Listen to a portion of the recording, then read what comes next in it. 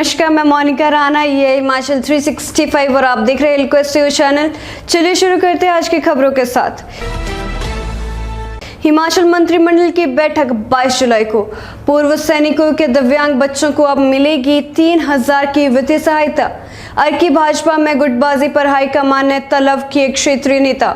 CM Jairam Thakur ने कुल्लू के आनी विधानसभा क्षेत्र को दी करोड़ों की सौगात। 72वें वन महोत्सव का किया शुभारंभ। जोगिंद्रनगर में व्यापारिक मेले को लेकर एसडीएम कार्यालय का घेराव, 2 दिन का अल्टीमेटम। ऊना में ओवरलोडिंग पर सिकंजा खनन सामग्री ले जाने वाले मल्टी एक्सल ट्रकों पर प्रतिबंध। सिरमौर पुलिस के हथड़े चढ़ा 840 किलो भुक्की रखने का आरोपी अरसे से था फरार। भारी बारिश से बिलासपुर की 69 पेयजल स्कीमें प्रभावित। पालमपुर के पंचरुखी में कई मार्ग बाधित। नोहराधार हरिपुर धार मार्ग पर फागनी के पास गहरी खाई में जा गिरी कार, दंपत्ति घायल। अब खबरें विस्तार से। बैंक ऑफ बड़ौदा हमीरपुर ने मनाई अपनी स्थापना की 114वीं वर्षगांठ। बैंक ऑफ बड़ौदा ने आज हमीरपुर में अपनी स्थापना की 114वीं वर्षगांठ मनाई। शहर के नादौन चौक पर स्थित शाखा के 5000 से अधिक ग्राहक हैं और ये काफी अच्छा व्यवसाय कर रही है। बैंक ऑफ बड़ौदा के बैंक प्रबंधक नीरज कंवर ने कहा कि बैंक ने अपने ग्राहकों को बहुत ही आकर्षक ऋण की पेशकश की है और उद्यमियों को विकास में मदद कर रहा है। सर मैं तो आ जाऊंगा सर। ये मुझे नीरज जी, ये कितने साल पूरे हो गए? सर ये हमारे बैंक को 114 साल पूरे हो चुके हैं। ये इस बैंक की नींव रखी गई थी 1908 में। ओके। और उसके बाद ये हमारा बैंक शुरू हुआ था बड़ौदा से। सर श्री गायकवाड़ जी जो महाराजा थे बड़ौदा के, उन्होंने शुरू किया था इन्हें। और अब इसकी ब्रांचेज ओवर 10,000 है हमारे बैंक की। ओके। हमीरपुर में आप बताएं कितने क्लाइंट? सर हमीरपुर में हमारे पास अभी अराउंड 6 to 7,000 सेविंग अकाउंट्स हैं। ओके।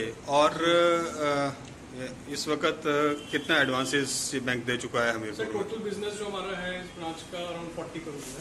एंड एनुअल टर्नओवर क्या है यहाँ का? सर एनुअल टर्नओवर की अगर आप बात करते हैं तो एडवांसेस में हमारा हमेशा 1-2 करोड़ जो ईयर ऑन ईयर ही वो रहती है। ओके। एडवांसेस में और सेविंग में हमने सर काफ़ी इसमें इंक्रीज किया है। सो बैंक का जो रेवेन्यू जनरेशन है वो तो सर रेवेन्यू हमारा अगर आप प्रॉफिटेबिलिटी की बात करते हैं तो after paying all expenses around 20 to 25 लग रहता है हमारा revenue. Okay.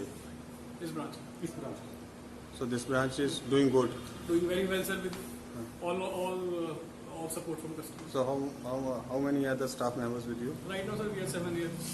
Okay, so what are your expansion plans?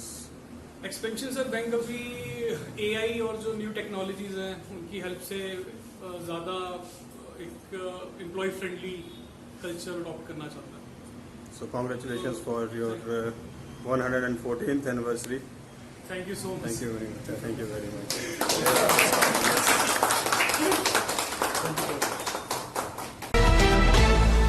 Himachal मंत्रिमंडल की बैठक 22 जुलाई को। हिमाचल प्रदेश मंत्रिमंडल की बैठक 22 जुलाई को दोपहर 3 बजे राज्य मुख्य अतिथि गृह पीटर हॉफ में प्रस्तावित है। मुख्यमंत्री जयराम ठाकुर की अध्यक्षता में होने वाली इस बैठक में 10वीं और 12वीं कक्षा के छात्र छात्राओं को शिक्षकों के परामर्श के लिए स्कूल आने की छूट मिल सकती है। कोचिंग सेंटरों को खोलने और शिक्षा स्वास्थ्य विभागों में 4000 से ज्यादा पदों को भरने पर भी मंथन होगा। कोरोना की तीसरी लहर से निपटने की तैयारियों की समीक्षा भी की जाएगी। 2 अगस्त से प्रस्तावित विधानसभा के मानसून सत्र में पेश किए जाने वाले विधेयकों के ड्राफ्ट पर भी चर्चा होगी। उधर केंद्रीय सड़क एवं आधारभूत ढांचा फंड CRIF में केंद्र सरकार ने हिमाचल प्रदेश के लिए 99.69 करोड़ रुपए मंजूर किए गए हैं। यह धनराशि वित्तीय वर्ष 2021-22 के लिए पहली किश्त के रूप में जारी की गई है। केंद्रीय सड़क परिवहन और उच्च मंत्रालय ने इस संबंध में हिमाचल सरकार को एक पत्र जारी किया है। पूर्व सैनिकों के दिव्यांग बच्चों को अब मिलेगी 3000 की वित्तीय सहायता। देश भर के पूर्व सैनिकों के दिव्यांग बच्चों को मिलने वाली आर्थिक सहायता में रक्षा मंत्रालय ने वृद्धि कर दी है। एक बच्चे को अब केंद्रीय सैनिक बोर्ड की तरफ से 1000 के बजाय प्रति माह 3,000 रुपए की आर्थिक सहायता मिलेगी। यह बढ़ी हुई आर्थिक सहायता राशि लाभार्थियों को 1 अगस्त 2021 से मिलना शुरू होगी। मंत्रालय ने इसकी अधिसूचना जारी कर दी है। इसके अलावा केंद्रीय सैनिक बोर्ड ने फ्लैग डे फंड से पूर्व सैनिकों और उनके बच्चों के लिए विभिन्न योजनाएं चलाई हैं। इनमें हवलदार रैंक तक के पूर्व सैनिकों के बच्चों की पढ़ाई के लिए आर्थिक सहायता, प्रधानमंत्री छात्रवृत्ति योजना, बेटी की शादी पर आर्थिक सहायता आदि मुख्य योजनाएं शामिल हैं। हिमाचल प्रदेश सैनिक कल्याण विभाग हमीरपुर के ओएसडी डॉक्टर विक्रम महाजन ने कहा कि पूर्व सैनिकों के 100% दिव्यांग बच्चों की आर्थिक सहायता राशि में वृद्धि की गई है। अब ऐसे बच्चों को 3,000 रुपए प्रति माह आर्थिक सहायता केंद्रीय सैनिक बोर्ड देगा। अर्की भाजपा में गुटबाजी पर हाईकमान ने तलब किए क्षेत्रीय नेता। पूर्व मुख्यमंत्री स्वर्गीय वीरभद्र सिंह जी के देहांत के बाद प्रस्तावित उपचुनाव से ठीक पहले अर्की भाजपा में गुटबाजी चरम पर है। खेमेबंदी की आंच हाईकमान तक पहुंच गई है। डैमेज कंट्रोल के लिए प्रदेश भाजपा प्रभारी अविनाश राय खन्ना आनंद फानन में अर्की पहुंचे। मंगलवार को अर्की के गो सदन में अविनाश राय खन्ना ने भाजपा मंडल के सभी क्षेत्रीय नेताओं की बैठक की, उनके गिले शिकवे दूर करने का प्रयास किया। यह सीट स्वर्गीय वीरभद्र सिंह जी के निधन के बाद खाली हुई है। सीएम जयराम ठाकुर ने कुल्लू के आनी विधानसभा क्षेत्र को दी करोड़ों की सौगात। 72वें वन महोत्सव का किया शुभारंभ। हिमाचल प्रदेश के कुल्लू जिले के आनी विधानसभा क्षेत्र के 1 दिवसीय प्रवास पर पहुंचे मुख्यमंत्री जयराम ठाकुर ने मंगलवार को करोड़ों के विकास कार्यों का शिलान्यास और उद्घाटन किया।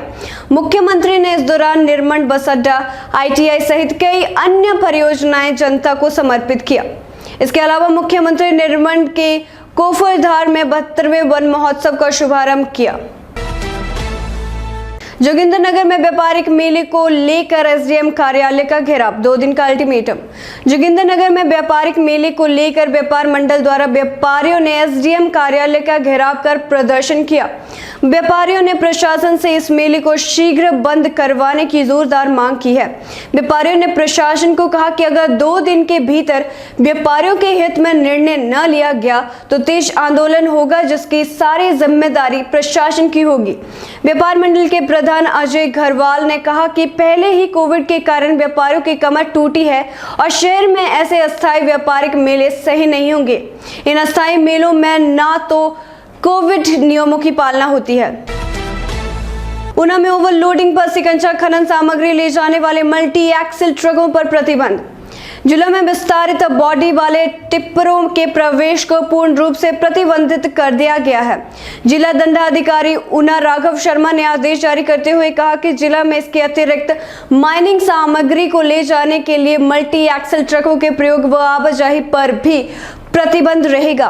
उन्होंने बताया कि ऐसे किसी भी प्रकार के वाहन का खनन गतिविधियों में प्रयोग करने पर पुलिस, एसडीएम, कार्यकारी दंडाधिकारी, क्षेत्रीय परिवहन अधिकारी तथा खनन अधिकारी द्वारा वाहन को जब्त करने के साथ साथ मोटर वाहन अधिनियम के तहत नियमानुसार जुर्माना भी लगाया जाएगा।